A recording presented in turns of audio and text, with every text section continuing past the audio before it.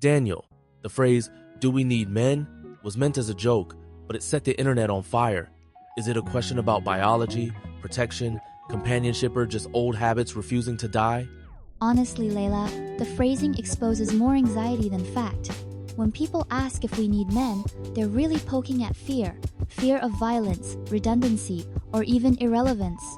It's less about sperm and more about safety and meaning. That fear isn't just theoretical. Once women got control over their money, votes, and bodies, the old dealman as provider collapsed. Does that mean men have lost their purpose, or just their monopoly? Maybe it's both. When a role becomes optional, it doesn't vanish, it evolves or ossifies. The panic is partly about losing old privileges, but also about finding new ways to matter. Biology used to give men job security babies needed dads, but now we've got skin cells turning into eggs, synthetic sperm on the horizon. Are we staring down a post-male future, or is that just sci-fi hype? It's more than hype. Japanese labs already made viable eggs from mouse skin cells. But the question isn't just can we, it's should we. Removing men from biology doesn't erase the need for diversity. Monocultures, in farming or society, are risky. So you're saying men are like genetic spice, sometimes chaotic, but potentially useful? Exactly. Testosterone might fuel both the best and worst in us.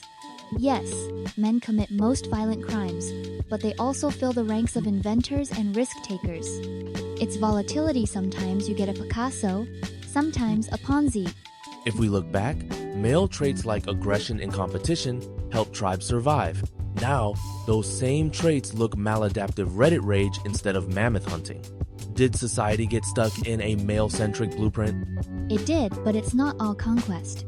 Men charted stars, built temples, debated philosophy.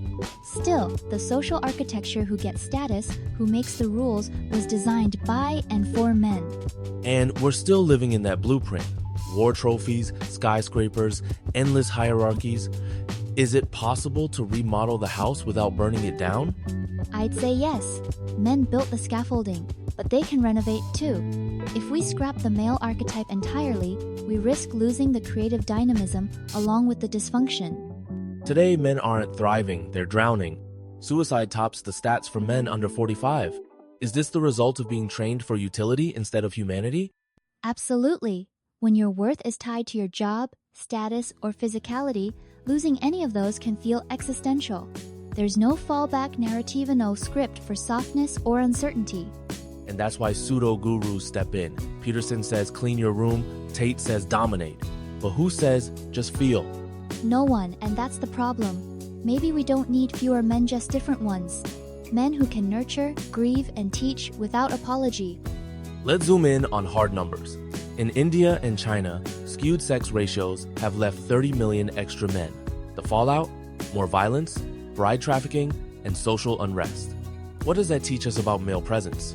It shows that sidelining or eliminating men doesn't erase problems, it often amplifies them. The social fabric warps when half the population is either missing or unmoored. So if making men obsolete breeds chaos, what's the middle path? Empathy boot camps for boys? That could help. Or maybe we need a new definition of strengthless about domination, more about endurance, kindness, and service under stress. Picture this. Scenario, Ono men. Synthetic sperm, lab-grown babies, crime and carbon down, but maybe art museums emptier and kids missing something unnamed. Is the trade-off worth it? Or scenario B, we keep men, but rewire masculinity from day one. Comfort replaces combat, empathy replaces ego. Crime drops, but maybe cities get gentler, less vertical. So we trade sharp skylines for softer, more humane ones? That sounds tempting, but can we actually retool masculinity? Or are we stuck in the old loop? We can, if we're intentional, if we stop asking if men are necessary and start designing the kind of men we truly want in the world. Let's get personal. My grandfather welded steel by day but whispered to tulips by night. He was both tough and tender, living proof that possibility matters more than perfection. My uncle was a bricklayer, built the town's bones, but read Rumi aloud every night.